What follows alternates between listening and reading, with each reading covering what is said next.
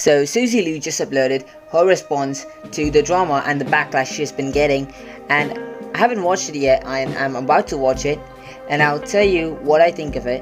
If the response is a good one or valid one, or if she's lying. So the first thing she talks about is how the John Swan video and the Tipsters video was taken down by YouTube and not her, which YouTube actually confirmed. But the big thing that I don't understand here is, why is YouTube removing videos by these creators? Because I get it, it's a forehead joke and maybe it's going past policies, but there's so many other videos that you can find on YouTube that make fun of people based on their appearance, like body shaming people, right? There are a lot of late night show hosts who make fun of Donald Trump, like I said in the earlier video.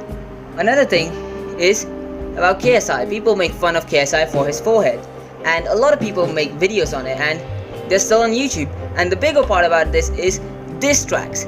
Diss tracks are basically people making fun of other YouTubers or anyone based on their appearance. So that doesn't violate your laws or your policies, but somebody talking about Suzy Liu's forehead is going against your policies. Great job, YouTube. You are very consistent with your policies. Then she talks about something that was really hard for me to believe. So there's this other content creator on YouTube that Tipster apparently harassed, and so she reached out to YouTube, and YouTube reached out to Suzy Liu to find out what her opinion was. And let me tell you, I just don't buy this. Why would YouTube do that? Secondly, let's just assume that YouTube did that, right? Let's just assume that YouTube reached out to Suzy Liu. Then they're going against their privacy policies. So either way this goes, Tipster is winning this. Now Tipster runs a news channel that is highly opinion based, just like somebody else who's doing the same thing but is currently at the top. That is Keemstar, also known as Drama Alert. And the thing is that these opinions add a bit of character into the news, which is why these news channels run. So I don't think giving his opinion in his news videos is a bad thing. But during this, she does make a valid point, that is Tipster talking about iDubbbz's girlfriend, which is basically true. There's no defending him. I was put onto the story earlier, I was gonna make a video on it, I couldn't have time for it, but she mentions it and I'm pretty sure there's no defending for him there, and he has fucked up there.